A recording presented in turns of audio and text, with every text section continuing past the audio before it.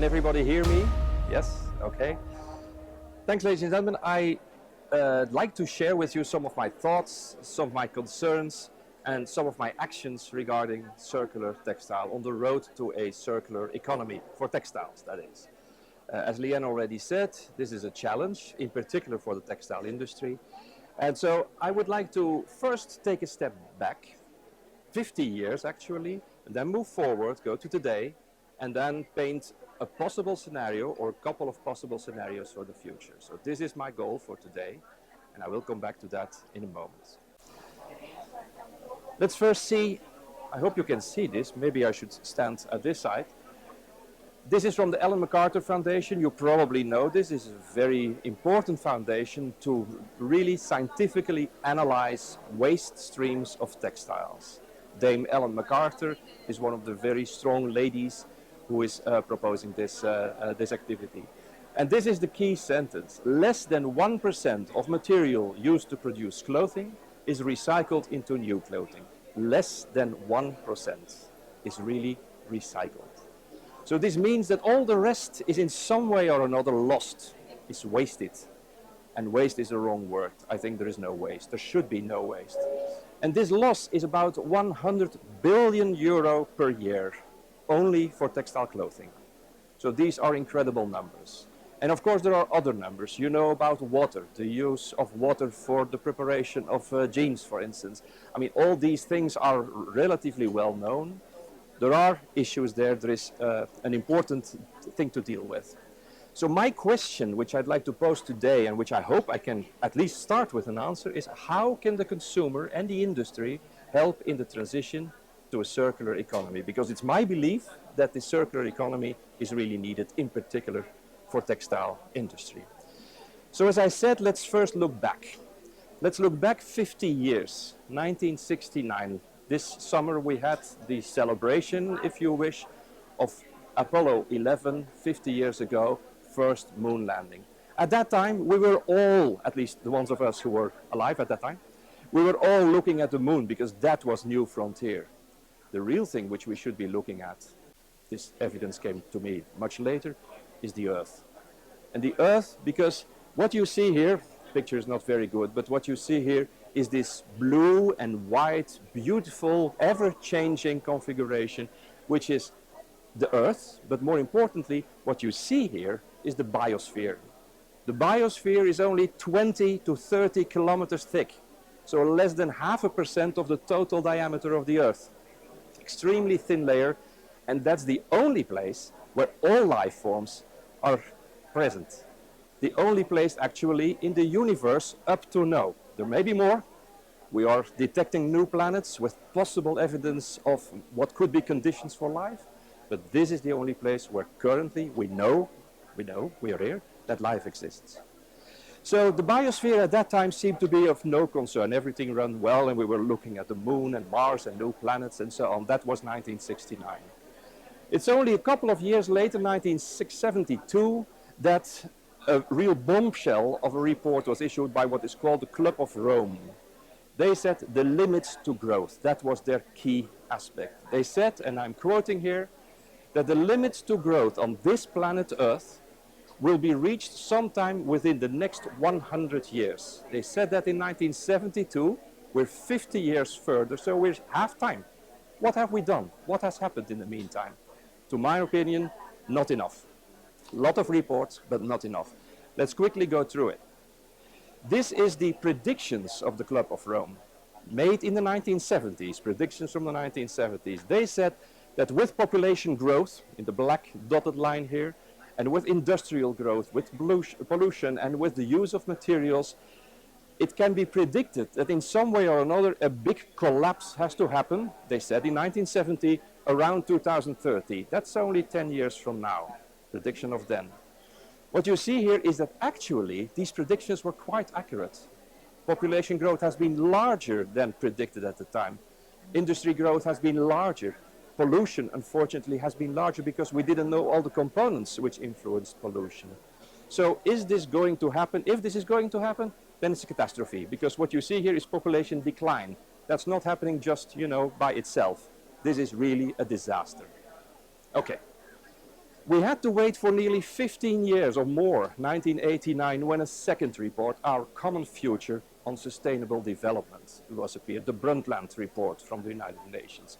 Literally, just to refresh your minds, sustainable development is development that meets the needs of the present without compromising the ability of future generations to meet their own needs.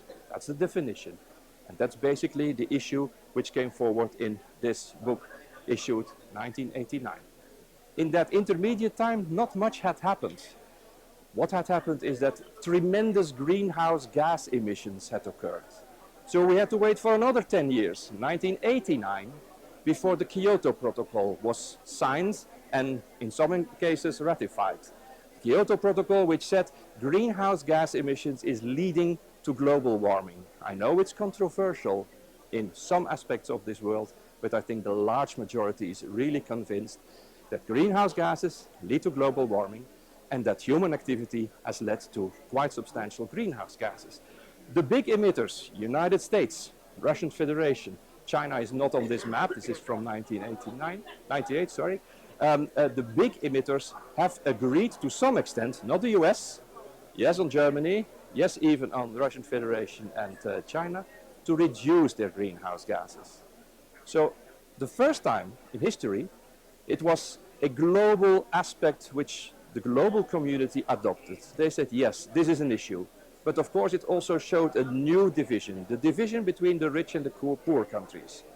If you look at this plot showing average life expectancy, 50, 60, 70 years of individuals, and the per capita CO2 emission, then you can see that those countries having high emissions of CO2 have high average life expectancy. And those countries with low emissions have low expected life expectancy. So this is something which clearly shows the underdeveloped or low-income countries from the high-income countries.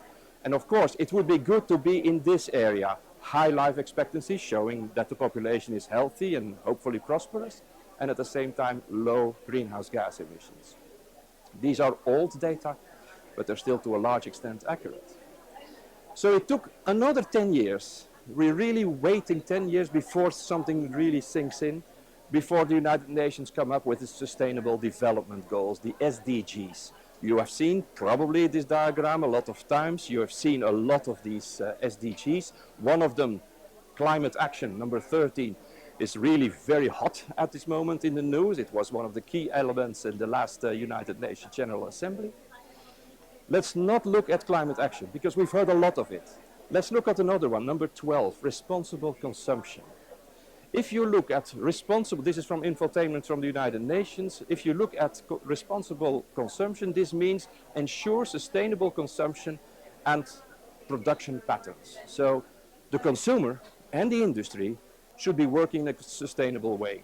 If you look at our material footprint, and that's what I want to focus on, the material footprint, so the amount of material we are using per capita in this world, then you see for the high-income countries, for our countries, this amounts to a staggering 27 metric tons per person per year.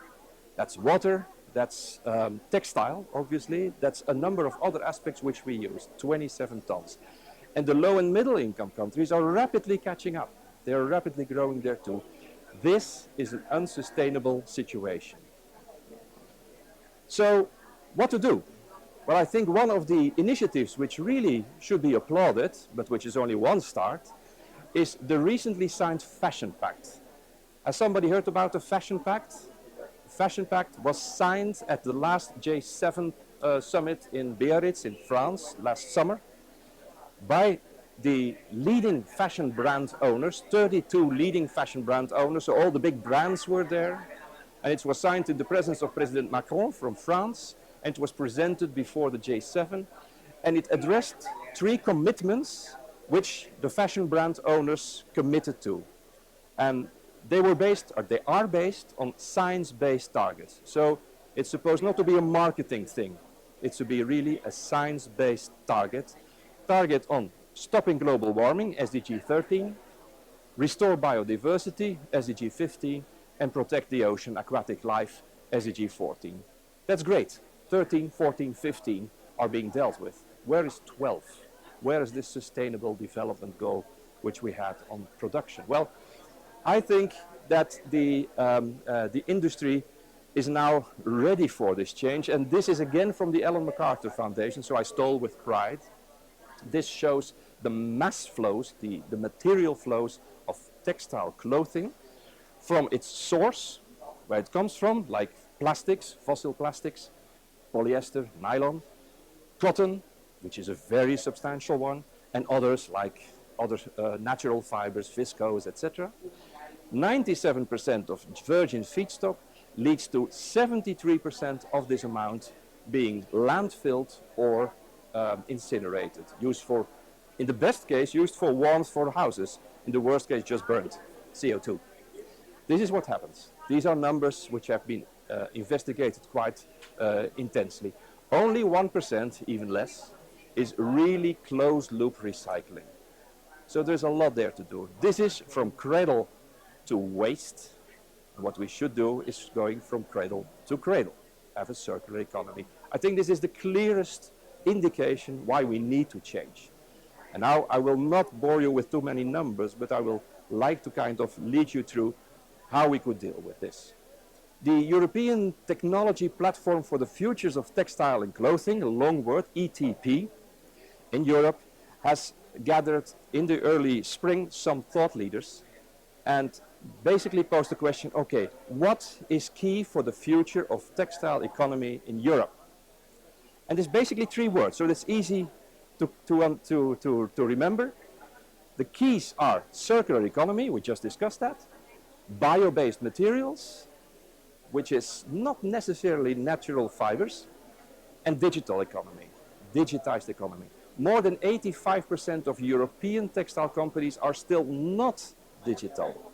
What's the use of digital? The use of digital is to kind of work with platforms which can be accurately managed throughout the value chain. Not building up logistics, not building up stock, which has to be burned when it's not sold. Just sell what you can sell, what is demanded. Customize your demand. Look at local sourcing.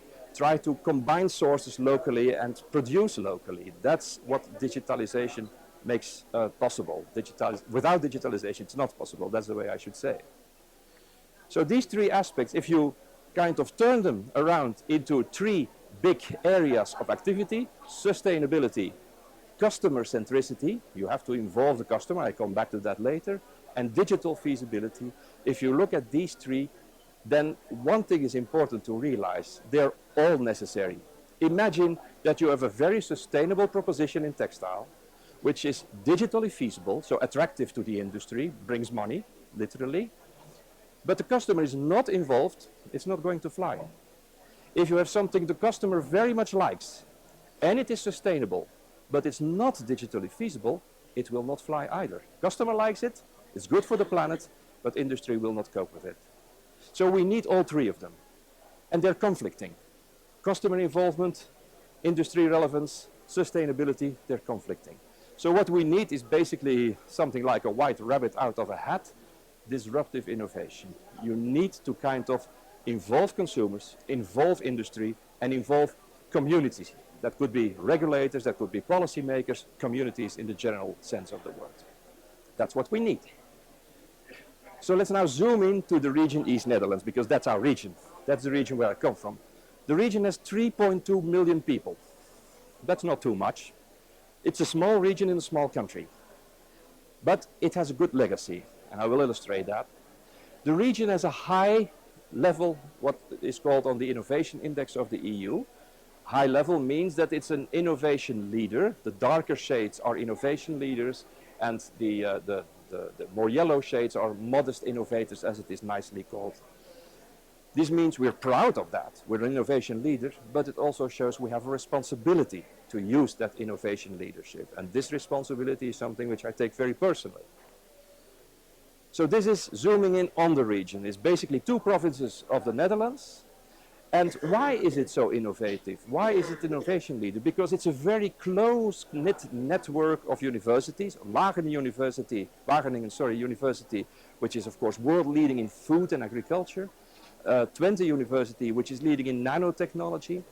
The Arnhem Fashion Academy, which is a fashion academy which is working on textiles and has also put on big brand names like Victor and Rolf, for instance. They are two Arnhem guys who made, I think, made it to the world scene. Close-knit innovation, close-knit university and high school network. And of course, there is a tradition. The tradition is the tradition of textiles. So it's not only these universities, but also the textile legacy. Big names like Enka, which later became Axo and still later Axo Nobel, was a company which started basically with viscose production. So natural fibers, or at least fibers which are made from natural sources, wood basically. Tenkate, a big name also in the high-end fiber manufacturing and the use of fibers, high-end fibers, in all kinds of applications like composites. These companies had a lot of, how should I say, exposure, and they needed a highly skilled workforce. That workforce was drawn from the university. So that's why universities were very much textile oriented. This is our legacy, this is our responsibility, because we're confronted with an increasing amount of waste. The waste cannot easily be sold off to Africa and China and Indonesia anymore. These countries say, hey, stop, solve your own problems, don't dump your problems with us. So that's what we have to do, that's the task at hand. So this is why some companies and my university in the east of Netherlands put their hands together and founded a foundation called Tex Plus. And this foundation, I will explain in another sheet, is based on a number of companies like Twente Milieu, who is a collector of textiles, but Goed and de Beurs, who are sorters, so they sort out the different material streams, cotton, polyester, cotton-polyester mixtures, all kinds of clothing, all kinds of industrial textiles, and so forth. Frankenhuis, who is part of the Boer Group, a company who is very strong in the mechanical recycling of polyester and polyester cotton mixtures. And then Saxion, my university, who has a spin-off called Saxcel, which is a chemical recycling of fibers for cotton recycling. So we have mechanical and chemical recycling come together. And to my opinion, this is needed, because with mechanical recycling alone, we cannot cover it. Chemical recycling, put some question mark, like, hey, is this clean chemistry? What's going on there? We have made sure, obviously, that this is clean chemistry, that there are no emissions of additional volatiles, etc., in the environment. And finally, but not least, of course, when we make these, when we recycle these textiles, they have to be woven or knitted or used in new fabrics, new materials, which a small startup company called Enschede Textielstad is using without any additional processing. So they're not dyeing, adding color, they're just using the old recycled fibers, which are of good quality, using the Saxcel process. The recycled cotton has the same or even better properties than the original virgin cotton in terms of wet and dry strength.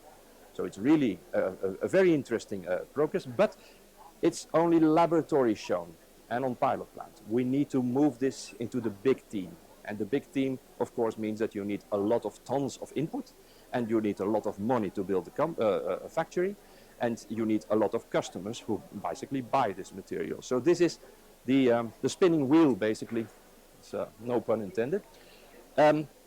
This is the circle we have. So as I said, the collector, the sorter, the mechanical recycler, the chemical recycler, and the user and applier of the new material. Our goals in a government-funded project, which we have, our goals are in the next 3 years, within our small region, to double the textile collection volume. And how can you do that? Yeah, you can't do that per force. You can't do that by a legislation or by some ordering from the local government. You have to make the customer aware. So we do this doubling of the textile collection volume by organizing field labs, by involving schools, by involving local communities, by making them aware that by already separating their castaway textiles, their clothing items, that they can do a lot of a good job to make the life of the sorter a bit more easy. So that's the second goal. We want to double the sorting efficiency. So not the sorting volume, but efficiency in the different material streams.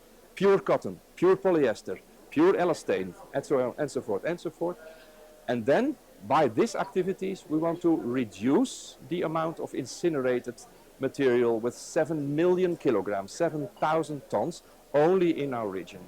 These are ambitious aspects, but we need to do them, and we need to also identify new application areas. Because all of a sudden we're faced with good material, where shall we sell it? Not in low-end applications, we want to sell it in high-end applications, make it attractive to the market, make it attractive to the customer.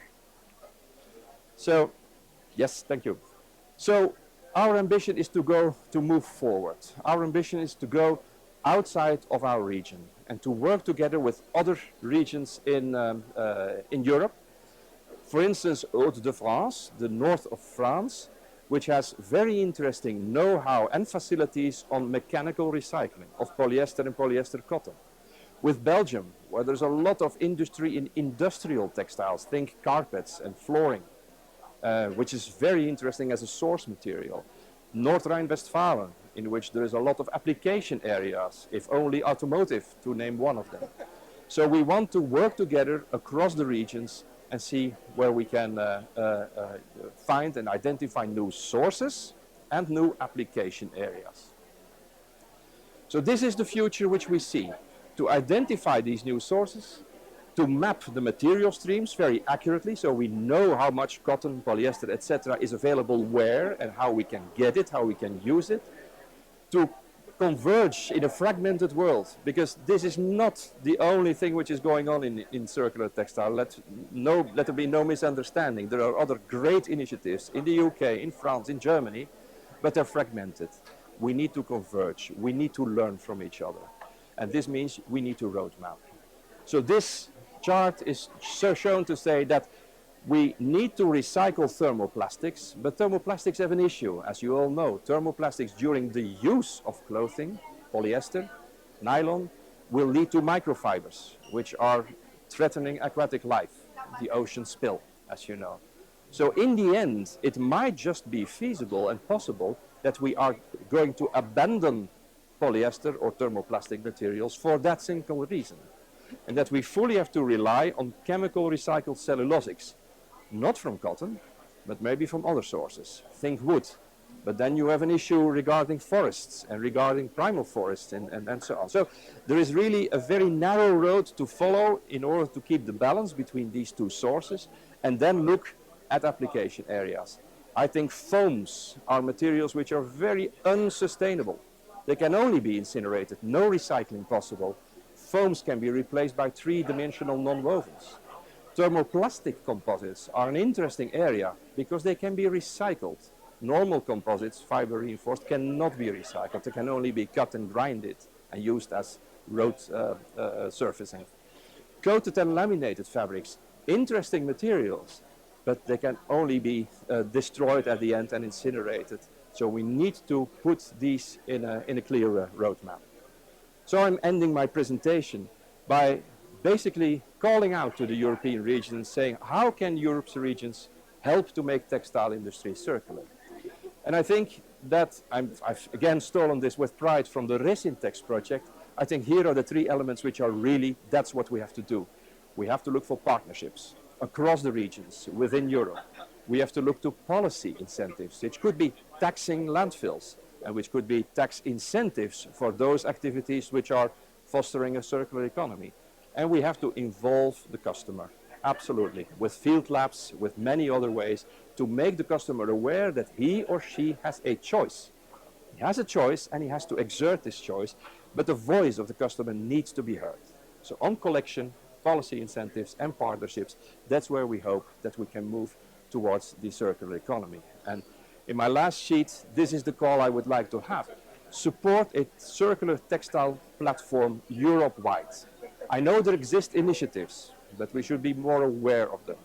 Learn from the best practices. Also learn from failures. Why does something not work? Maybe because the customer has not been involved. Maybe because the industry has not been heard on the industrial attractivity.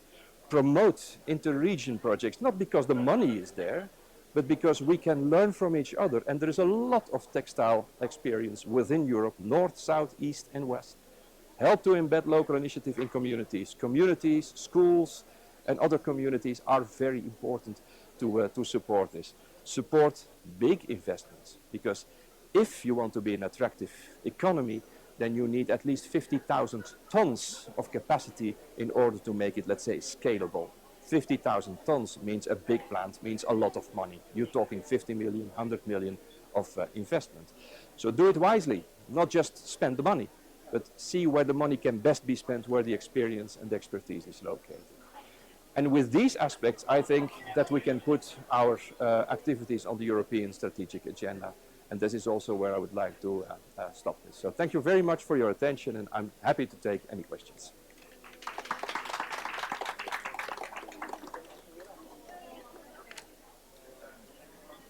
I think I need this now.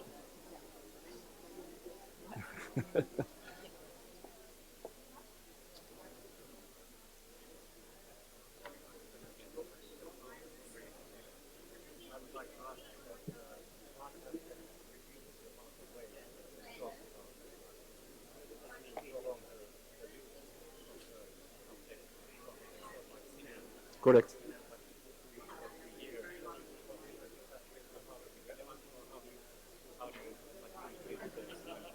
Yes, this aspect is definitely relevant. I think the textile as a whole, the jacket or the trouser, etc., could have more lives than only one user. Maybe two, maybe three lives. But important there is that the textile is able to survive that time, because it is washed, it is sometimes very thoroughly washed, and the fiber material needs to be very good. Recycled fiber at this moment in time is still not very good. To give a concrete example, there are companies who make, let's say, sustainable jeans. Mud Jeans is a local East Holland company who is promoting that. They can only use 40%, 40, of recycled fiber in their jeans. If they use more, then the jeans basically falls apart after a number of washings. So you need to have better fiber, better source material, better recycling processes. And then you can use, as you say, you can use the textile a couple of times before it is being shredded into usable parts. That's a second life step. Usable parts, the material streams, which can then be mechanically shredded and recycled, etc. And then the third stream, the next to last stream, I would say, will be, of course, that in the end, such a material will end up as a, in Holland they say poetsdoek, just a cleaning cloth or something like that before it is finally incinerated. But then at least you have extended the life of your textile quite some time. So a very good remark indeed to extend the life. Thank you.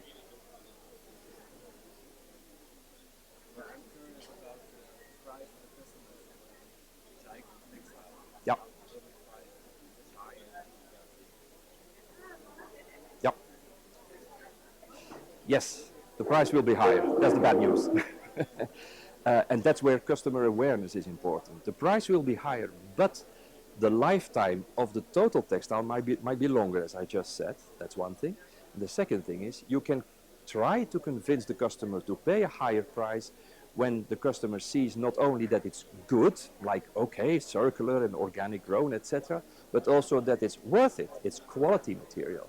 So we need to work at the beginning to get the quality higher, and then the customer will have to pay a higher price, or, and this is the trade-off which the policymakers have, if you have a higher price but a lower tax because of a tax incentive, it may turn out that you and I, in our wallet, have to pay the same price for a virgin material.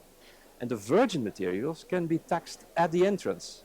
And in my opinion, it would be good. The consequences are big, but it would be good that if we say as European Union, all clothing which comes in the European Union gets to have tax on that. So you have to shift the balance, and you have different means to do that. Is that an answer to your question? For a healthy life, think smart and sustainable. Think East Netherlands.